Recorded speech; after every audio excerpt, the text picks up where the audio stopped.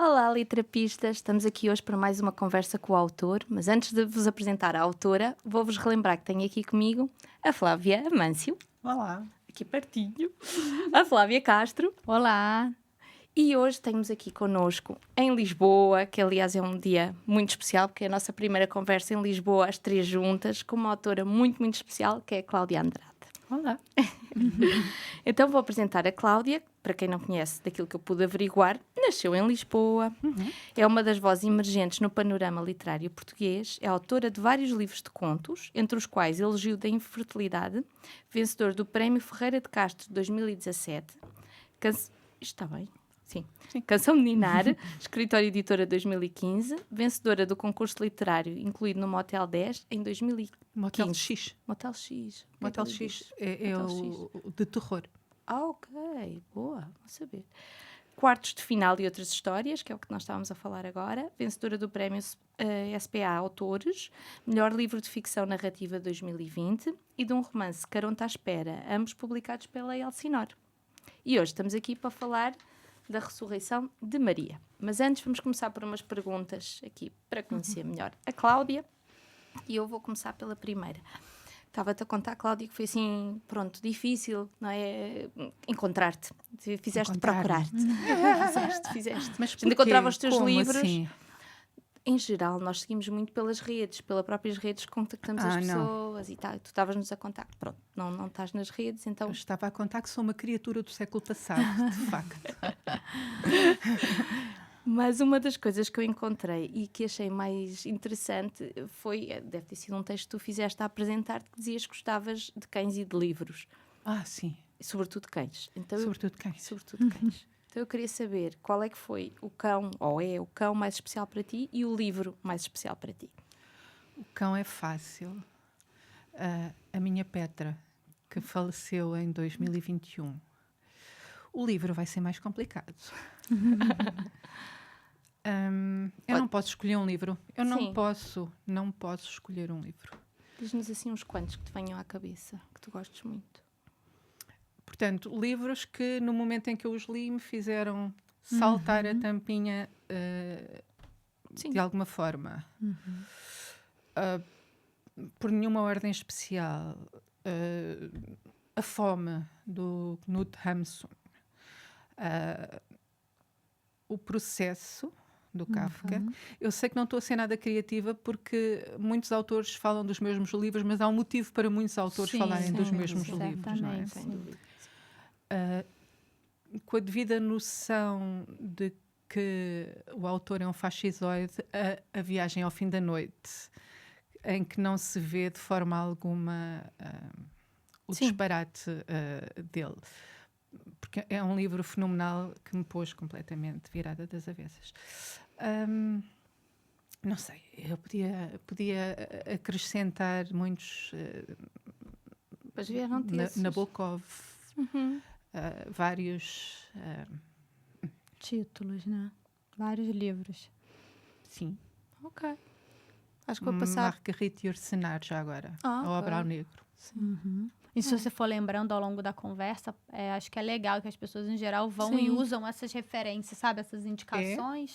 E aí depois a gente pode até botar no corpo do vídeo, né? Então, que é eu legal. Posso pensar um pouquinho com mais tempo e fazer uma lista. Sim. Perfeito. Seria ótimo. Sim, seria legal. Somamos uma listinha de livros para agora, a gente ler. sacar neste momento da memória é mais complicado. Mas também é engraçado, não é? Os livros que nos vêm à cabeça, por exemplo, Viagem ao Celine, não é? A Viagem ao Fim da Noite, não... É Celine? Não. Sim, sim.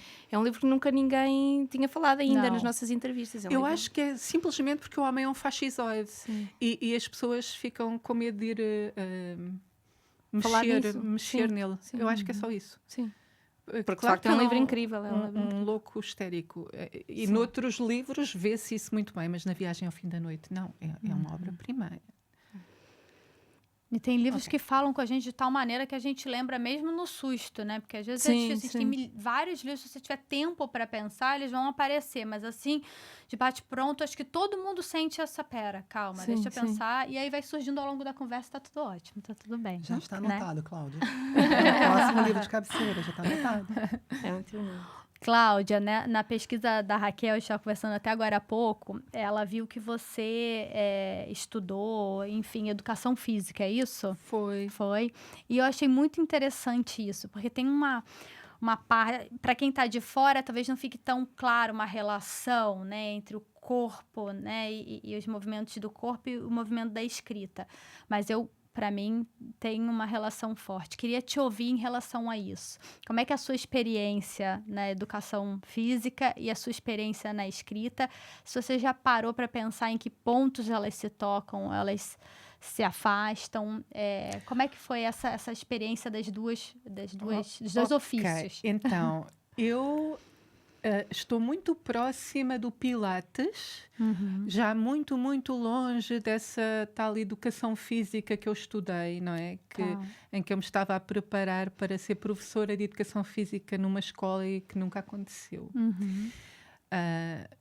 Mas é bem possível, não costumo pensar na coisa nesses termos, mas no Pilates em particular há um foco, há uma ligação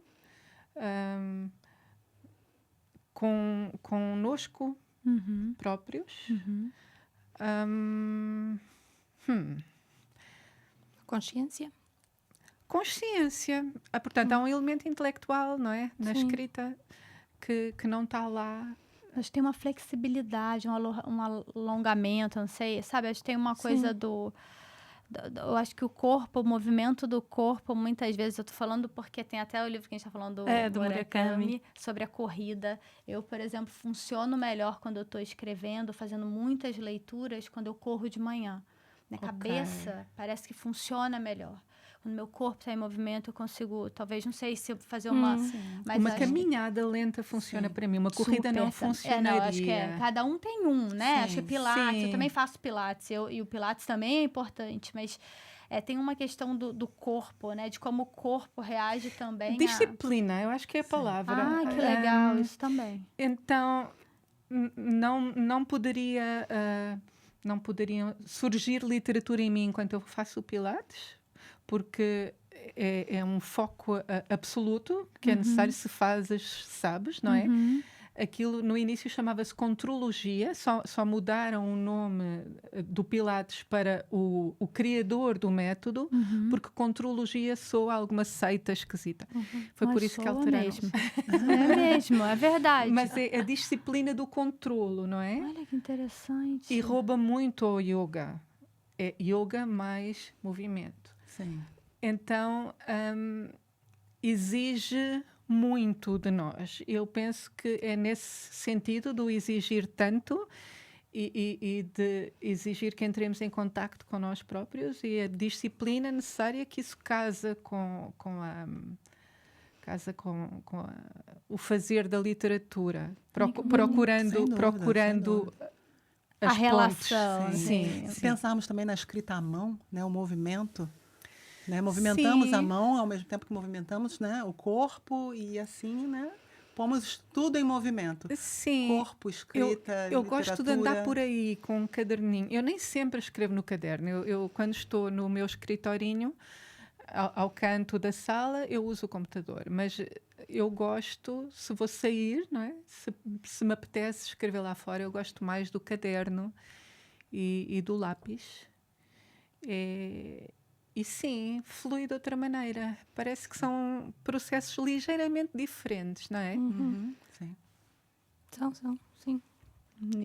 Não, ótimo. Eu gosto dessa relação e pensar as variações que isso pode ter. Porque, de novo, a caminhada também funciona, acho que para todas nós. Está em contato.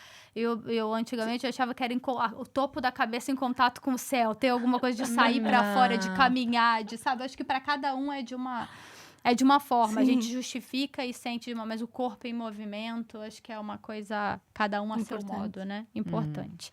Agora a gente vai entrar para falar sobre o livro, né? E aí vou aproveitar, Raquel, e fazer o aviso de spoiler, né? Porque a gente sabe que algumas pessoas que acompanham o programa, enfim, preferem parar aqui para ler o livro, porque a gente entra em algumas questões do livro, então sintam-se à vontade. Nós estamos entrando agora a começar a falar sobre cada um dos contos ou sobre a obra em si, tá?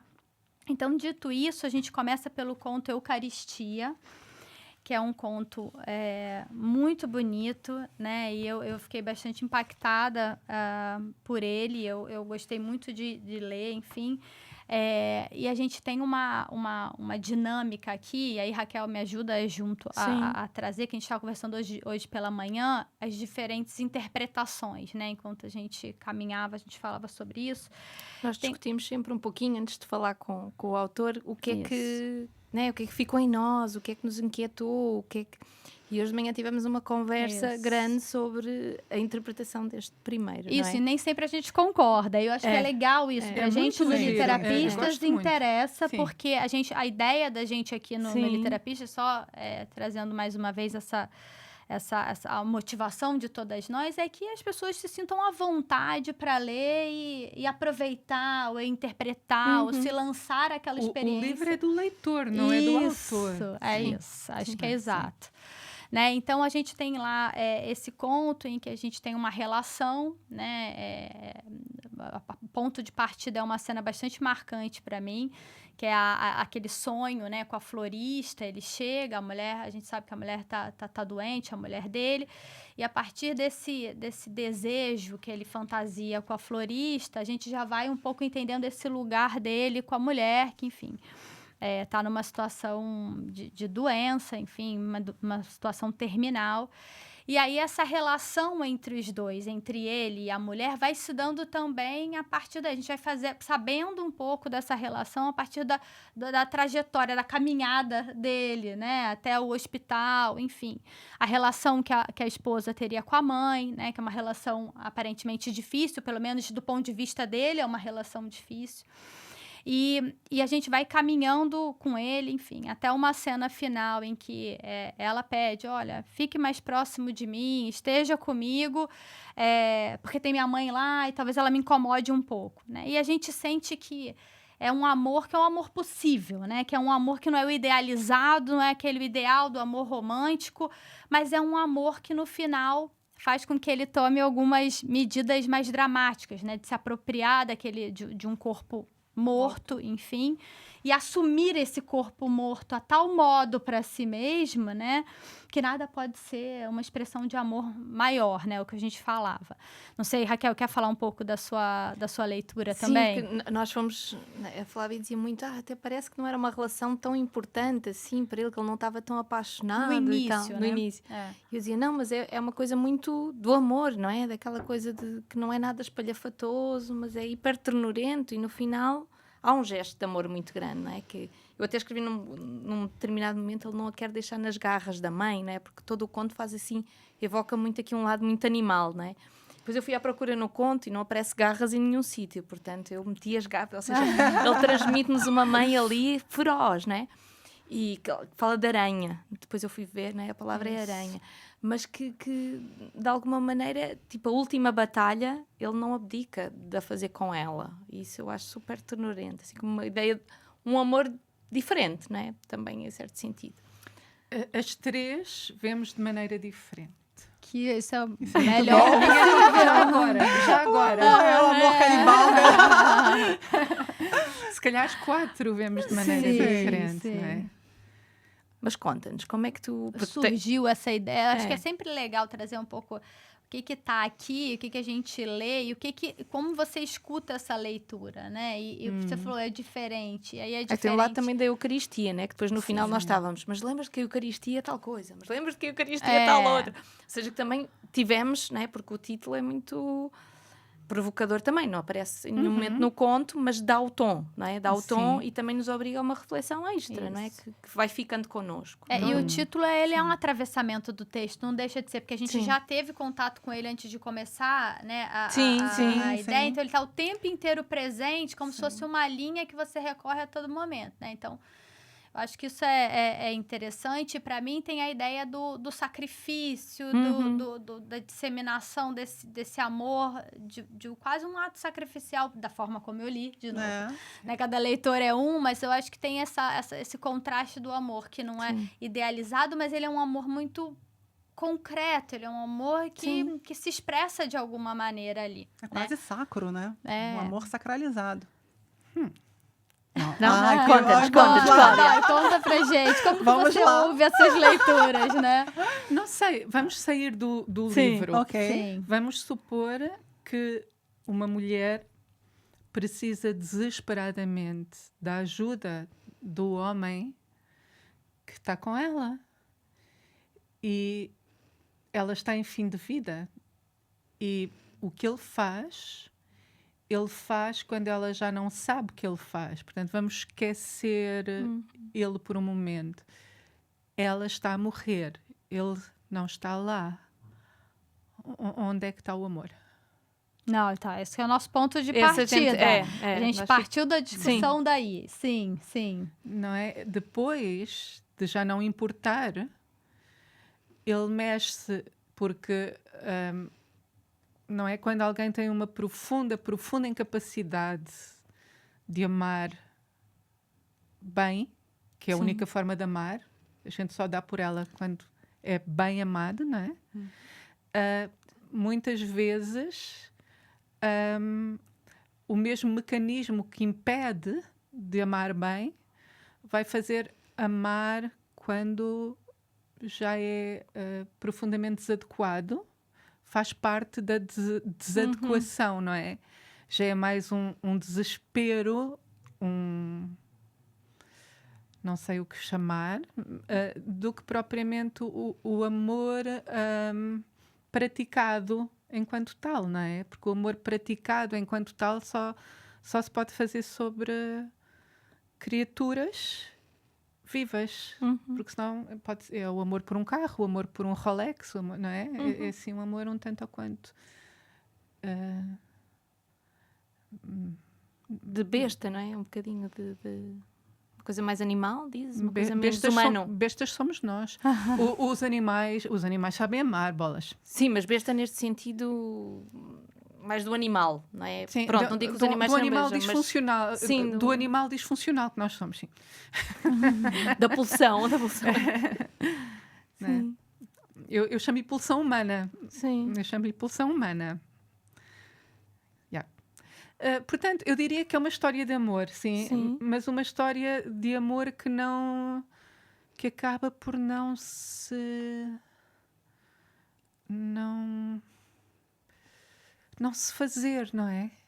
Esse amor está lá em potencial.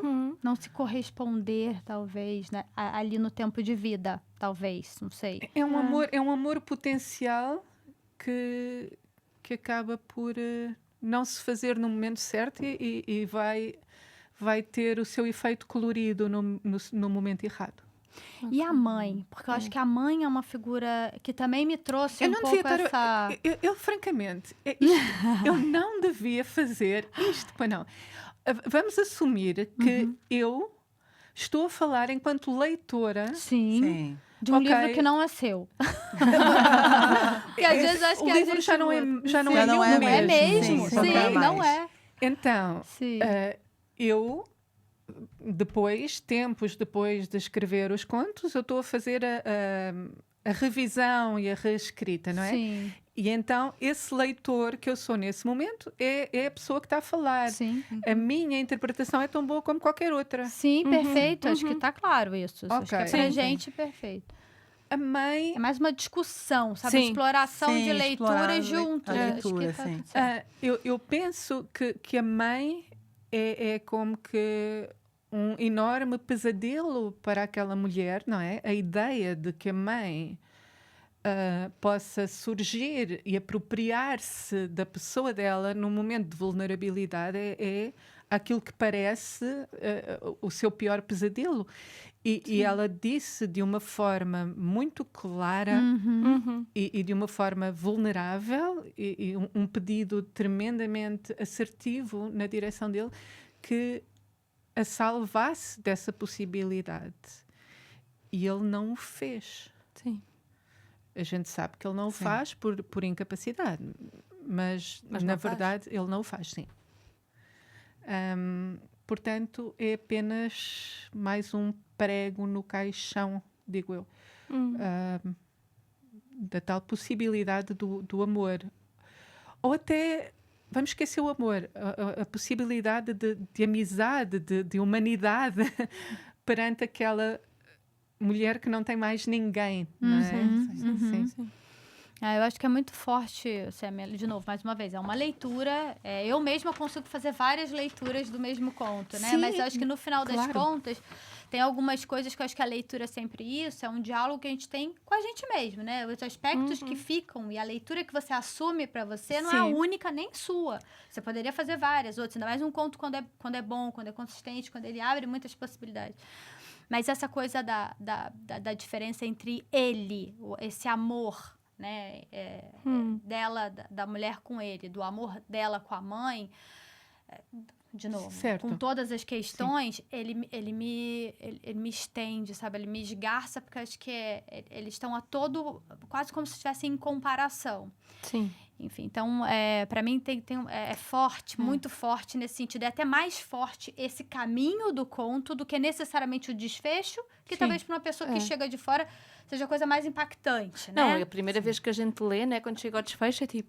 Isso. O que é que aconteceu? Isso. Esperem, Não está lá escrito nada, seja o que for que aconteceu, foram vocês que fizeram. Isso. A gente dúvida, falou o leitor sobre que isso faz também. A gente falou sobre isso também, mas de qualquer modo, aquilo ali está mais aberto do que estão abertas essas questões difíceis de lidar, desses amores, todos eles com questões, com problemas, talvez, não sei se é um termo muito ruim, mas disfuncionais, ou seja, que se expressam fora do seu tempo, fora do tempo, enfim. Então, foi muito bom poder conversar com você a respeito disso, porque até eu acho que é um conto que angustia. A gente fica angustiado com essas distensões, né? Em que a gente sofre enquanto lê. Eu tô falando muito desse conto, mas realmente pra mim a minha bochecha tá vermelha. Não, a gente até tentou, pronto, só contextualizando, que a gente tentou escolher alguns, né? Para falar mais, para aprofundar mais. Pronto, sim, não, era impossível entrarmos em todos, né? Mas esse eu precisava, porque realmente, vocês vejam isso, fisicamente eu tô alterada por conta disso. Porque ele mexe com várias camadas do humano, não é? Eu acho que ele toca o humano ali em todas as suas questões, até por isso a gente está a discutir o termo besta, né? Porque ele mexe connosco ali no humano, né? No humano. Outro que a gente, pronto, e é o que dá o título ao livro, é a Ressurreição de Maria, ok? E nós também tivemos aqui, mas pronto, eu achei que o título é uma provocação enorme, não é? Porque ao mesmo tempo estamos a falar de Lázaro e as duas irmãs ganham protagonismo, sobretudo a Maria. É um conto onde se mostra o humano, a fé, a magia, o desespero, a incoerência, não é?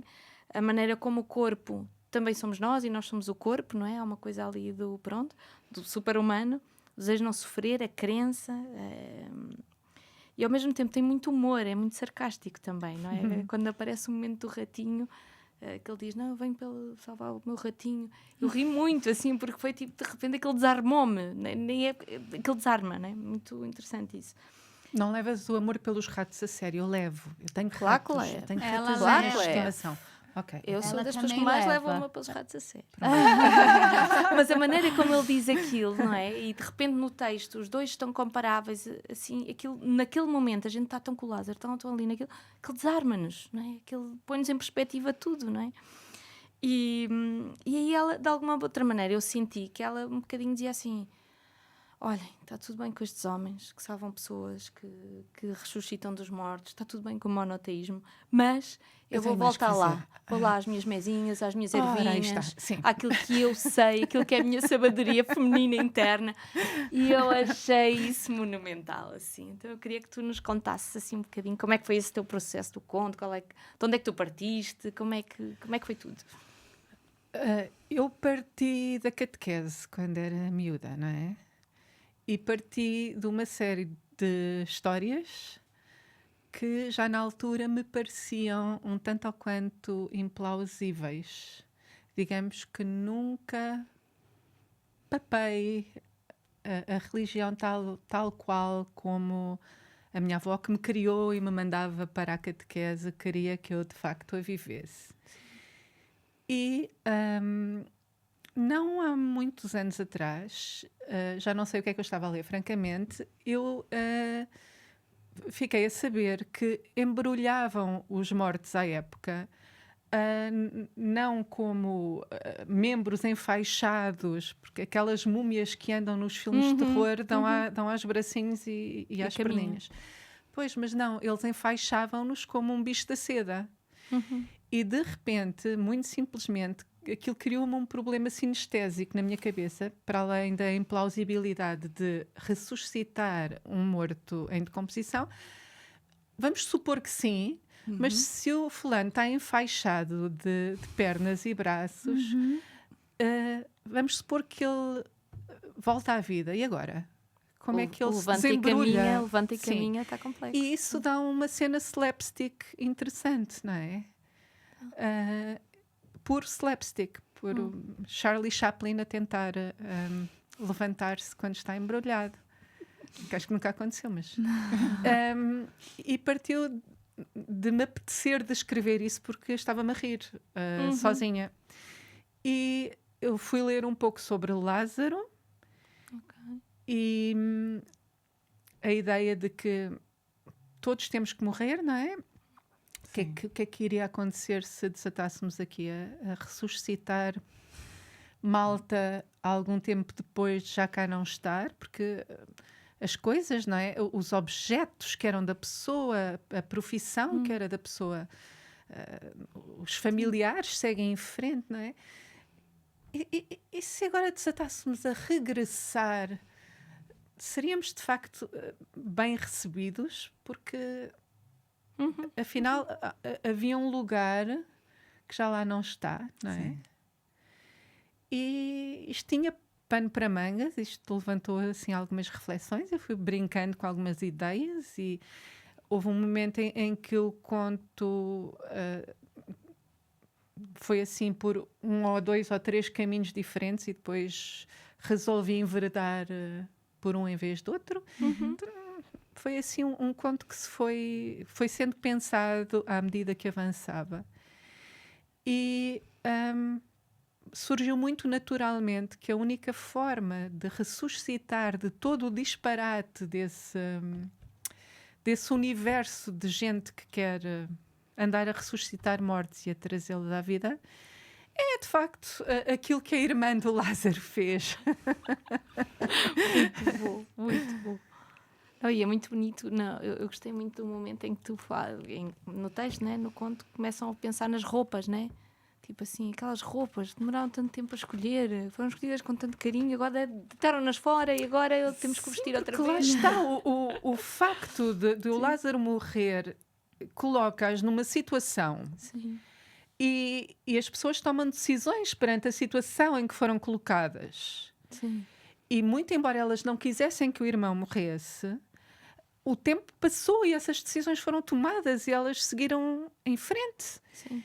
E o regresso do irmão vai colocar toda uma outra problemática que no fundo é muito contra a natura. Sim. Não é? Sim.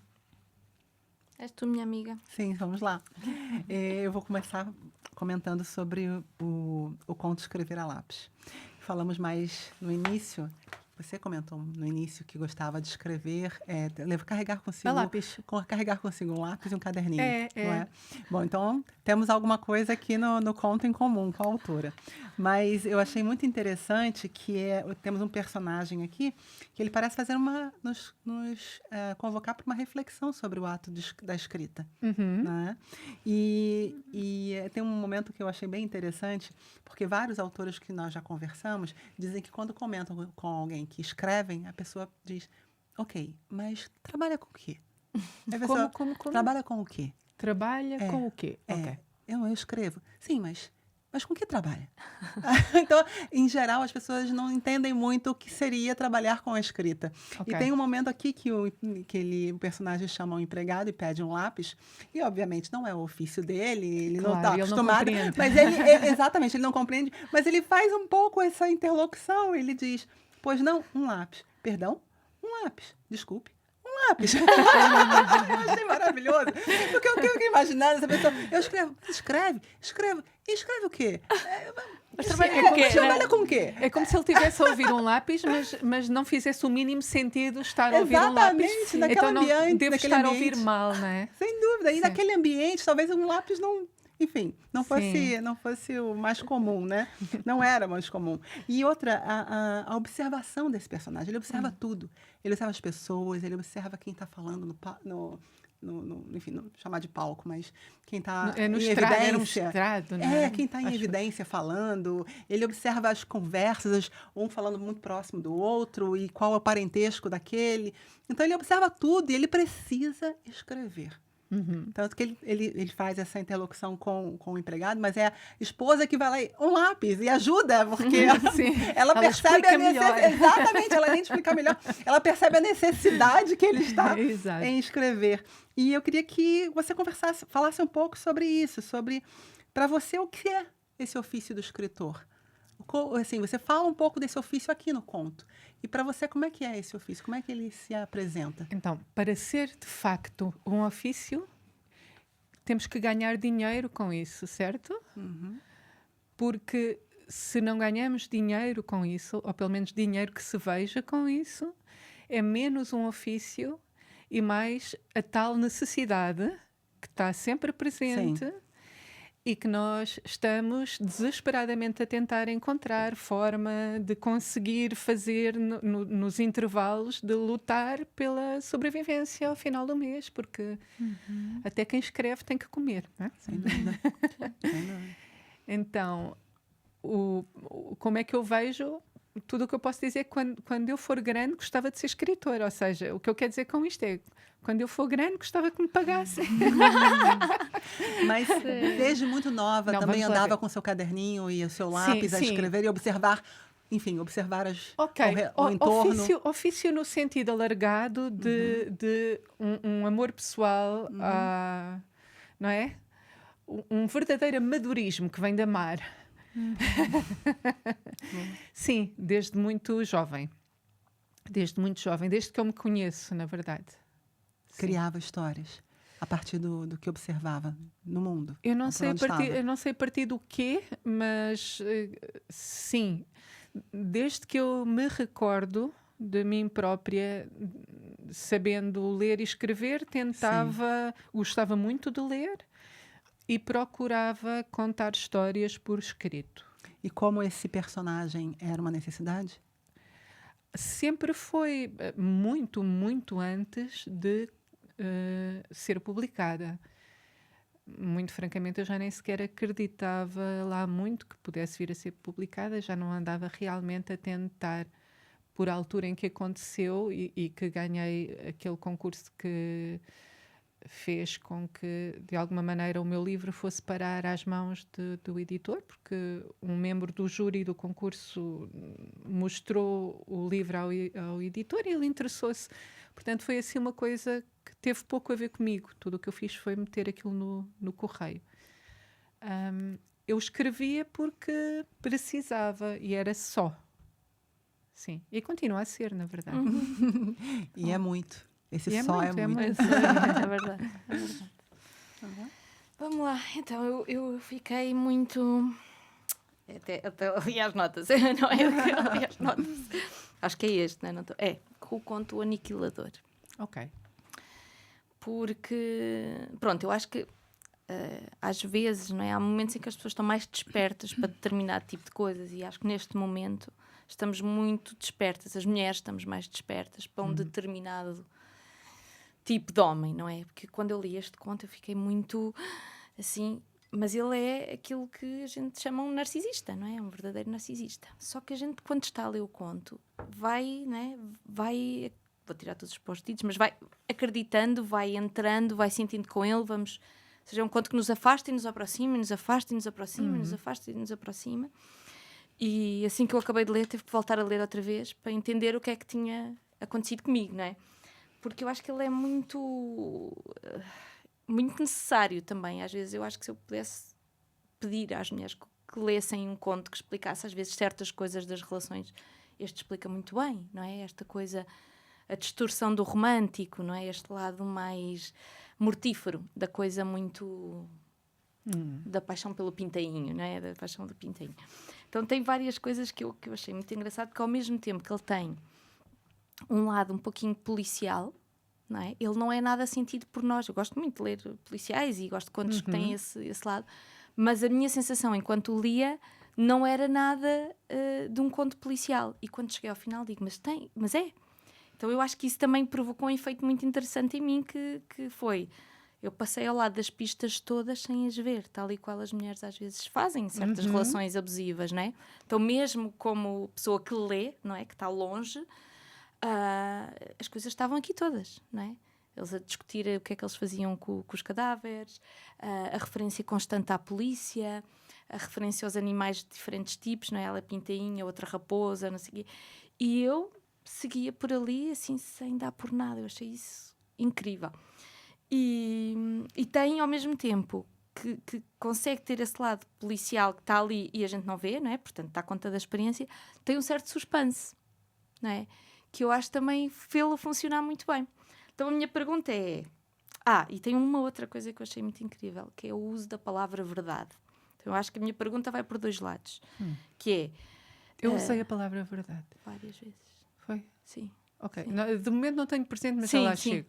Mas porque eu acho que há aqui uma pergunta dele próprio, não é? Sobre o que é verdade para ele, que ele não sabe, não é? E para os outros, ela parece que o vai descobrindo, não é? Para ela, ele deixa de ter essa verdade, mas ele, por momentos, aquilo que diz ainda com verdade. Apesar de ser uma mentira, não é? O que é curioso, assim, não é? Ele sofre lá quando abraça os sogros na praia. Eu não sei se é Não achas que mentira. não? Eu não sei se é mentira. Ok. Talvez seja tão verdade quanto pode ser para ele. Sim. Sim. Porque naquele momento é. Não é? Naquele momento Sim. para ele é. Sim. E como é que tu chegaste neste conto? Como é que surgiu o aniquilador? Primeiro, o aniquilador não é uma palavra minha. Não fui eu que inventei a palavra aniquilador. Chamam-se aniquiladores. Eu gosto muito de ver o Real Crime nos canais de Real Crime. Perco um bocadinho de tempo a mais a ver aquilo. Então, é um termo usado perante as pessoas, que nem sempre são homens, mas estatisticamente muito mais homens que mulheres, acabam por matar a família, normalmente cônjuge e filhos. E claro que, pensando na população inteira, são pouquíssimos. Felizmente, estamos a falar de uma raridade, mas são muitos. Se começamos a observar as histórias destas pessoas e a saber os nomes, por muito que a gente passe tempo a ver esse tipo de crime, há sempre mais e mais e mais e mais e mais. Então a sensação com que nós ficamos é que não é assim tão raro. Sim. Apesar de ser. Sim, entendo. Há muita gente no mundo, não é? Então eu estou...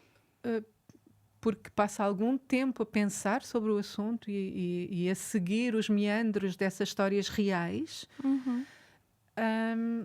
estou próxima daquela forma de pensar. Consigo, acho eu,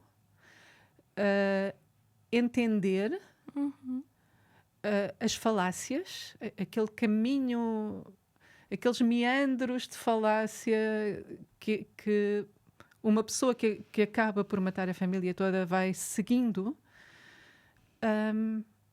inconsciente, provavelmente, de que o vai fazer. Há uma espécie de lógica nisso. É uma lógica inumana, é uma lógica sem ética, é uma lógica sem moral, é uma lógica sem amor. Mas é uma lógica. E sendo lógica, podemos fazer o exercício de seguir esses meandros e de pensar, entre aspas, como ele pensaria. Sim. E foi isso que eu procurei fazer. Ok. E faz sentido. E eu até fiquei a pensar, não é? Não.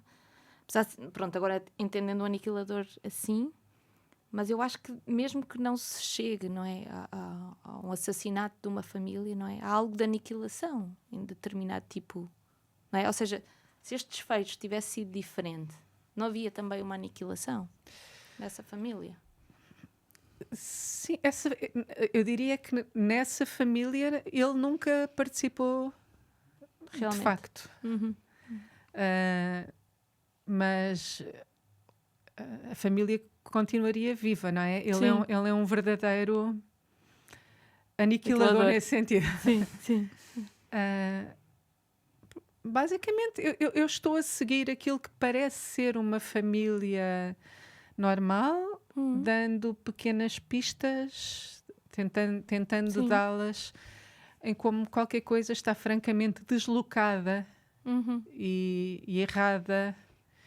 E é tão fácil, parece-me, que ela não veja, ela não tem necessariamente que ser uma pessoa pouco inteligente ou pouco atenta. Parece-me que pode perfeitamente ser qualquer uma de nós, porque será muito implausível que alguma de nós que está com alguém tem uma relação que é afetiva connosco, venha algum dia a demonstrar uma tamanha falta de humanidade. Sim. Né? Porque é uma coisa que só se vê uma vez, não se volta a ver. Pois. Resta saber se a própria pessoa sabe que tem esse potencial ou falta dele lá dentro. Sim. Porque eu acho que até em algum momento parece que ela vê, não é?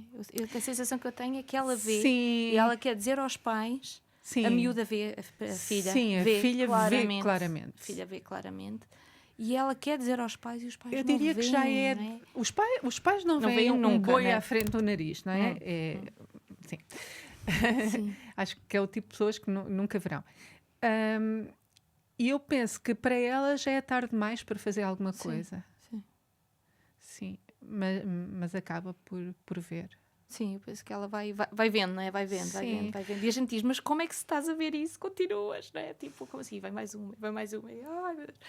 Mas sim, acho que o que tu dizes e eu sinto que é completamente verdade. Mesmo no nosso efeito como leitoras, não é? A gente vê sem ver, não é? As pistas estão lá e a pessoa não vê. Não é? Porque tem não sei, alguma coisa aí que... E indo ao momento em que eu estou a escrever, portanto, falando agora não como leitora do conto, mas também como autor do conto, francamente, eu também vou-me apercebendo de determinado tipo de coisas à medida que elas acontecem, por assim dizer. Eu acho que o truque para conseguir alguns efeitos... Eu não digo realistas, porque o realismo não me interessa lá muito.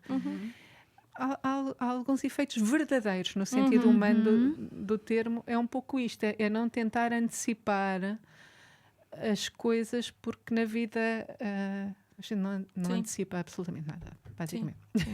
Sim. Ok, então agora quero falar-te assim um bocadinho já do geral, não é? Ou seja, estávamos a falar agora no início, não é? Que tu começaste o teu primeiro livro que veio assim a público, não é? Foi um livro de contos. Na Elsinor. Na Elsinor, exatamente. E depois tu escreveste romances. Sim. E agora voltas a ter um livro de contos. E então eu queria primeiro perguntar-te como é que foi isto? Como é que depois, em geral, algumas pessoas começam no conto, vão para o romance e deixam o conto, para muita pena nossa, que nós somos time conto, mas... Como é que foi para ti? Porque é um conto? Porque é um livro de contos?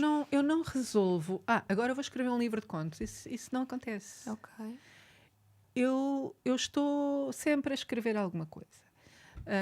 Por vezes até quero escrever um conto e de repente apercebo-me que, ok, vou esticar isto porque compreendo que tenho coisas a abordar, isto pode perfeitamente vir a ser um romance ou uma novela. Sim. Às vezes penso que gostaria eventualmente de escrever um texto mais longo e depois penso, não, isto vai ser um conto.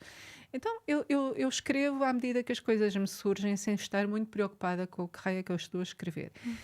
E acontece que ao longo do tempo eu vou tendo contos, até porque mesmo que eu esteja a perceber-me, ok, isto é um romance, eu vou a meio dele, se me surge uma ideia para um conto, largo aquilo e vou escrever o conto. Okay. E quando eu tenho alguns contos, há de haver entre eles, entre alguns deles, um denominador comum e outros que parecem deslocados. E estando deslocados, não vão casar com os outros e pertencer ao mesmo livro. Então, o que surge é que eu tenho um conjunto de contos com um denominador comum em que se pensa, ok, isto pode perfeitamente ser um livro de contos. E se o editor concorda e quer, acontece. Portanto, isto não são textos escritos todos eles no mesmo... Na mesma leva. Na mesma leva. Necessariamente, alguns podem ser, outros não. E um livro de contos nada mais é do que um livro que tem textos curtos, que de alguma forma têm um denominador comum que justifique Essa unidade. estarem sob um título e uma mesma capa, uma mesma cor. Basicamente é isso. E nós ficámos a debater qual é que era para nós essa Estrutura. essa unidade, não é? Sim. E eu achei, acabámos por concordar um bocadinho nisto, não é? Que é a coisa da...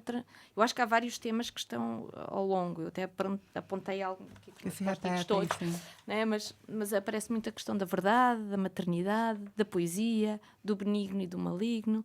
Várias personagens se chamam Beatriz, eu achei bem engraçado isso, várias Beatrizes. Eu fiz isso. Fez. Ok. Chegamos a pensar na Beatriz de Dante. Sim. Será que ela resgatou a Beatriz de Dante? Não. Penso eu que na Eucaristia foi a minha intenção bastante expressa. Sim, por causa da... Sim. Exato. Mas depois vão aparecendo outras Beatrizes, que eu achei também assim nem uma coisa... Nós sim. Este é o nosso olhar obsessivo aqui na coisa. Mas pronto, acho que talvez o que nos pareceu assim, não é? Todos os personagens, de uma maneira ou outra, sofrem uma grande transformação. Não é? Há uma transformação, há uma certa ressurreição, não é? Como aparece da Maria. Ou seja, é uma coisa assim meio... Isso, de uma mudança que não é só uma pequena mudança, é um clique grande. Mas para você ti foi sabe assim? que agora você está falando, estou te ouvindo, vou até interromper aqui antes da Agora já não- Cláudia. Por que não? Porque alguma coisa que ela me falou agora, que ela falou aqui para todos nós, é um pouco... vou tentar explicar. É um pouco a sensação, né, que eu tenho, ouvindo a gente falar aqui desses contos, que é a coisa da mumificação. E ela usou, inclusive, a imagem de um casulo, do bicho da seda. Acho que foi bicho da seda que você... E é engraçado porque eu tenho até a Alba, amiga da Raquel, que me deu, por um outro trabalho que a gente estava fazendo, os casulos de bicho da seda em frente ao meu computador. Tenho dois, tem um aberto e um fechado. Uau. Me dá uma super angústia, inclusive, porque um deles faz barulhinho, que o beijo está lá. Mas, enfim. Então, eu acho que tem uma sensação desse... Imagina se você se ressuscita e... É isso, a múmia não está com os braços e as pernas soltas, ela está enfaixada. Então, tem alguma coisa ali na iminência de viver, mas que, ao mesmo tempo, está com braços e pernas atados e boca... Então, acho que tem um pouco dessa sensação tá vivo, mas está, de alguma maneira, sufocado. Eu estou produzindo isso agora porque eu ouvi e essa sensação, para mim, é um pouco o que eu fico, né? Na leitura e aqui na nossa discussão de tudo isso, né? Que também é um caso. O casulo é uma transformação, então tem a ver com o que você está falando também, de alguma maneira. Mas é um instante antes da transformação, que é essa coisa de você estar aprisionado numa estrutura que ainda não é transformação, mas também já não é mais não tem mais a forma do que tinha, né? Isso. Então, essa latência, não sei se eu consegui, mas é um pouco essa a sensação que eu fico do conjunto, todo, né? Não sei. Muito Como possível. que é? Não, isso lá está. O leitor sufocamento. decide, o leitor sabe o que sente. Eu, enquanto autor, eu faço por catar-se. Ou seja, aquilo que me acontece é absolutamente o oposto. Aí é que eu respiro bem, quando consigo trabalhar e sentir que aquilo que eu fiz me deu prazer fazer e que tem algum tipo de qualidade perante o meu projeto estético, por assim dizer. Portanto, eu respiro muito bem quando torturo os meus Muito bem, personagens. então você fez muito bem. E os leitores também, né? Essa sensação. Portanto, para mim não vai causar... Porque eu estou a mexer os cordelinhos cá atrás do palco, não é? mas depois eu sou capaz, aliás, para fazer a reescrita e a revisão e todas essas coisas, é preciso sair dessa, largar os cordelinhos e vir para a frente do palco e assistir como se não tivesse nada a ver com aquilo. Sim. Porque se a gente não tiver a capacidade de fazer isso, todas as idiosincrasias que nos pareciam ótimas na altura, mas que na verdade não funcionam, ficam lá. Portanto, é preciso mesmo também ter um certo prazer, conseguir adquirir em deitar coisas fora. Sim. Porque ao princípio pode ser doloroso, mas saber dizer isto é uma bela trampa, fora com isto, ainda bem que eu consigo agora perceber que isto é uma bela trampa e vou reescrever toda esta parte, ou mesmo desistir completamente desta ideia e ir por outro caminho. Isso é muito importante fazer, sim. Eu acho, sobretudo, muito bom que acho que falar sobre isso. Acho que a gente nunca tinha falado sobre isso, sobre os diversos papéis do escritor. Porque, às vezes, quem está ouvindo acha que o escritor vem aqui falar no papel do escritor. Eu acho que essa distinção que você faz de papéis, ela é muito interessante, inclusive, para quem está ouvindo. Porque a gente, quando escreve, a gente escreve num determinado espaço-tempo, né? E quando a gente está revisando, ou mesmo quando a gente está muito tempo depois, afastado do texto há muito tempo, como leitor do próprio texto, que na realidade não é mais nosso, eu acho que é diferente, né? De fato. Eu acho que são lugares diferentes. E talvez isso não seja tão natural para quem não é escritor ou não trabalha com literatura, né? Então, eu acho interessante que você pontue isso desde o início e acho super interessante. Aliás, eu acho o ideal é a gente esquecer completamente aquilo que escreveu durante um ano, se não tivermos cheios de pressa, ou mesmo mais, ao ponto de a gente esquecer mais ou menos qual era a nossa intenção original. E a melhor forma de ler aquilo é já com um olhar, quanto mais afastado, quanto mais sem ego, quanto mais sem vontade de transformar aquilo em algo específico, melhor funciona. Pelo menos comigo tem sido assim. Mais desapegado, talvez, porque a gente, quando está envolvido emocionalmente durante o processo de escrita, muito envolvido. Mas eu acho possível escrever também com certo desapego. Você acha possível? Eu acho possível, sim. Porque há sempre a possibilidade de que aquilo que nós estamos a escrever naquele preciso momento não funcione. Qual é o problema? Não funciona isto, há de funcionar outra coisa qualquer. Então, indo por este caminho... Entendi. Sim. Sem querer adiantar ou controlar demasiado. E eu não sei se faz sentido o que eu vou dizer, mas eu também faço um pouquinho... Eu era incapaz de ir para cima de um palco como ator, porque eu detesto esse tipo de exposição, mas ao escrever eu faço um bocadinho trabalho de atuação. Eu tento, o que eu imagino que seja trabalho de atuação, sentir aquelas emoções, ou como se estivesse a trabalhar um papel, não propriamente o que é que eu vou escrever a seguir, mas o que é que eu vou ser a seguir. Sim. O que é que eu sentiria nesta situação? E deixa cá fazer se é suposto estar em pânico, deixa-me cá respirar assim...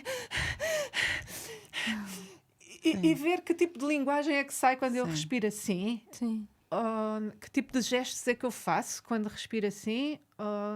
Velocidade do olho, né? Velocidade do olho quando você respira assim.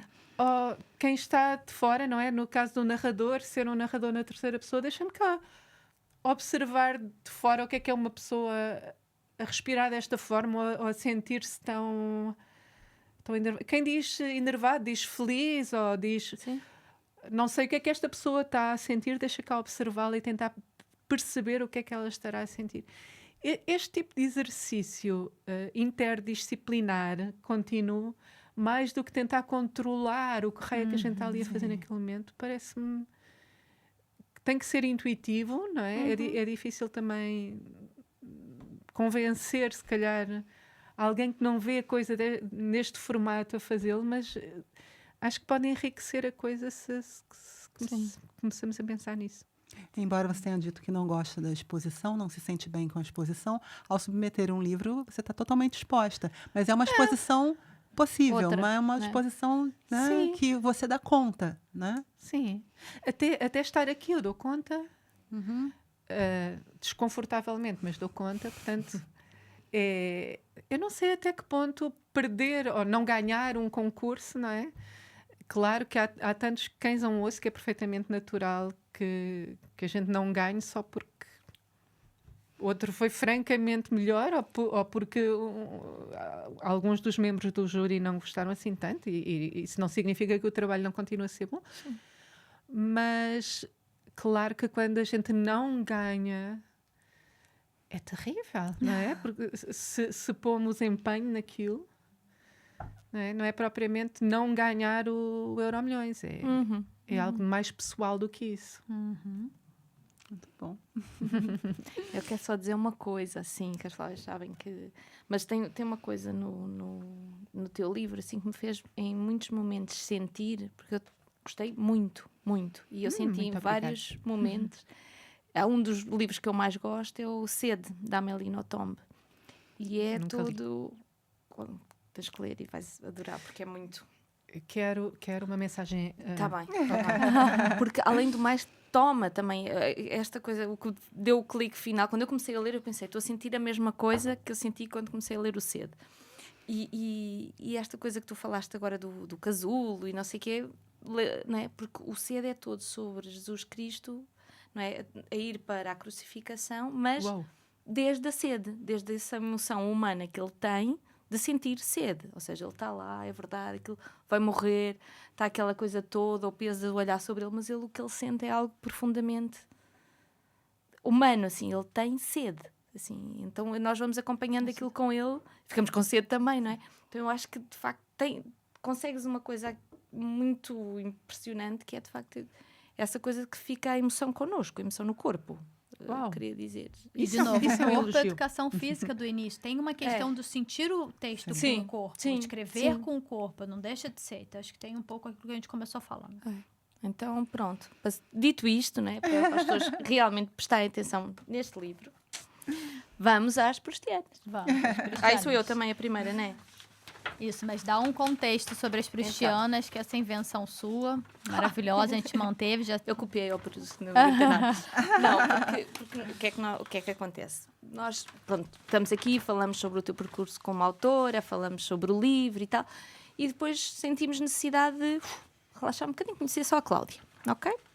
Então, é uma brincadeira, pegámos lá nas 40 perguntas do questionário de Proust, e é para responderes com a primeira coisa que te vem à cabeça sem...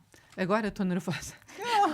Não, se não gostares, a gente depois tira. Mas é aquele momento de relaxar. Tudo bem, exatamente. É isso. Relaxamento, isso. Então, qual é a tua maior extravagância?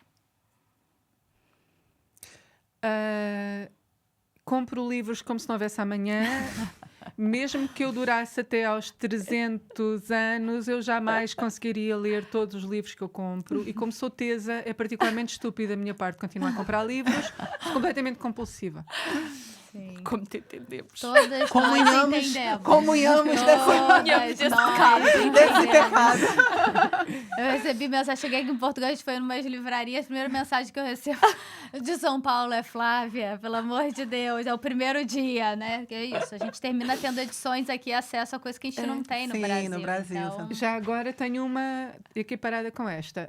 Eu, de facto, mudo de passeio para ir mexer no cão, que não conheço lado nenhum, na pessoa que se calhar nem acha piada nenhuma que eu me vá meter com o cão, mas tem que ser. Uma ligação forte. Sim, é como o Pedro, o meu filho também é assim, ele nem olha para os carros, ele já atravessa e vai... Mas ele é uma criança, tem uma boa desculpa. Mas tu identes também. E tu fazes, eu vou para a segunda. Se Deus existisse, o que gostaria que ele lhe dissesse?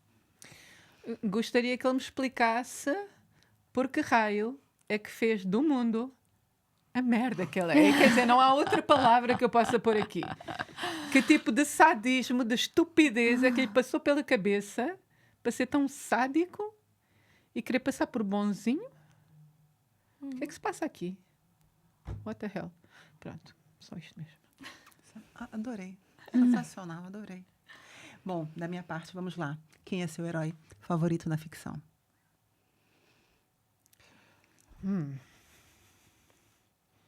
Ora bolas. Isso é mesmo, de facto, difícil.